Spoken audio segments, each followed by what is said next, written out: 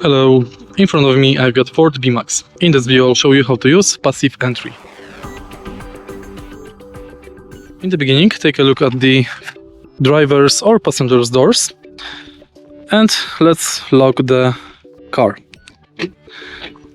As you can see,